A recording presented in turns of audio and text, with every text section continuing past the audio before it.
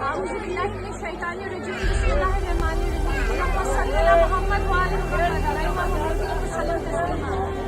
I'm here in Delhi and this is Jama Masjid in Delhi where we are declaring that the time Ali Muhammad has come now.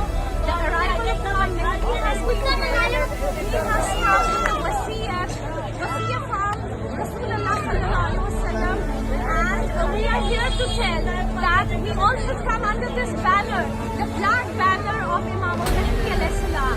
Yes, Imam Mahdi alayhi salam has appeared. The first Mahdi under him is Hazrat Yamani alayhi salam, and the second Mahdi is Abdullah Hashim alayhi salam.